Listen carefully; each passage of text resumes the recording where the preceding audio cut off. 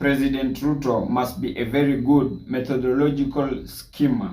I listened keenly to Saitabao Olekanchori's interview with KTN's news anchor Ken Mijungu, and from his own words, it was evidently clear that the Right Honorable Raila Amolo Odinga failed to clinch the highest office of the land due to the negligence of the people he entrusted. Command center, now that you talk about Muhao Kenyatta, that was flying blind with zero resources, right?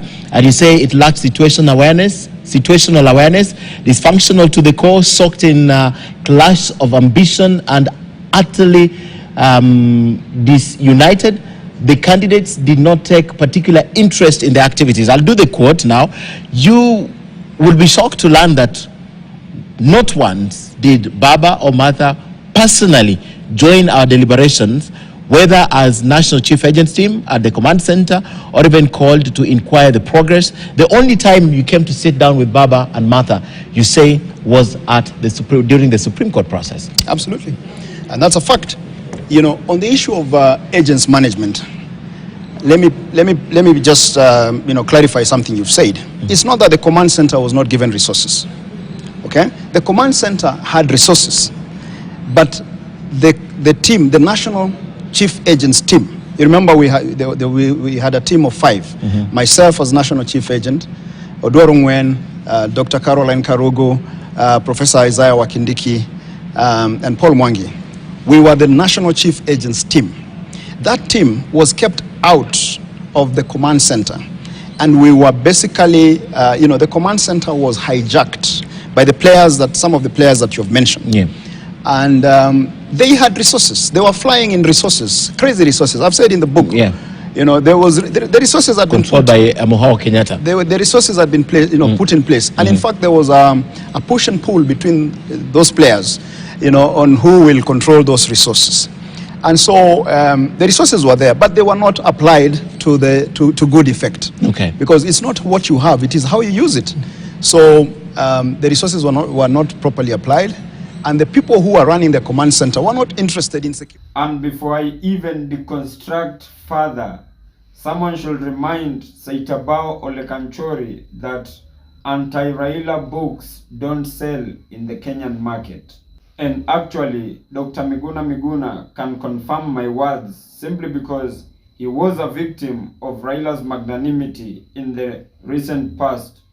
And he went to an extent of writing a book entitled Peeling Off the Mask, but instead it never did well in the Kenyan market. But one thing in common that the two authors, Dr. Miguna and Saitabao Olekanchori, allude to is that the Right Honorable doesn't know how to capture power. He waits for power to be handed over to him, of which, not only in Kenya, but Africa at large, power is not given, it is taken. Back to the matter at hand. Now, how I wish that Saitabao Olekanchori would have added these 2 lines in the table of contents. 1, the lies that the Right Honorable Raila Amolo Odinga believed, and 2, the deep state that was shallow. But before we dissect further into that, in case if you're watching me for the very first time, kindly just consider hitting on the subscribe button. If you've been watching my videos and you have not subscribed, kindly just consider hitting on the subscribe button. And more so, if you're watching me from a different platform, either Telegram, TikTok, or Facebook, kindly just head on over to YouTube, search for Mohamed Sudi. I'll be the first right person to pop up. If matters socio-economic and political matters are your great areas of concern, kindly just consider hitting on the subscribe button so that each and every time that I upload a new video, it will automatically reflect on your notification panel. And by so doing, you'll simply be supporting my content.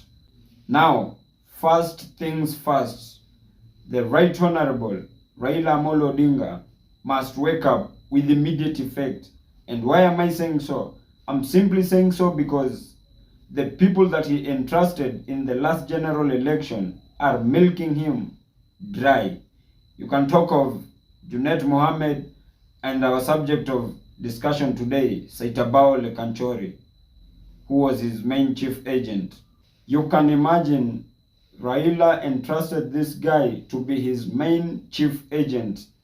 And as of the time of this broadcast, the guy has converted himself into an author, writing to Kenyans how the Right Honorable lost. Likewise, Saitabao doesn't want to take responsibility that he failed to deliver the Right Honorable to State House. But he is here, meanwhile, commercializing and minting money from Raila's failed experience. And I can say it without any fear of contradiction that Saitabao is among the reasons as to why Raila lost the presidency, simply because he failed in his job. We all saw how Gladys Bosch-Sholei ran helter-skelter in a bid to deliver the presidency to Ruto's side. What failed in his side?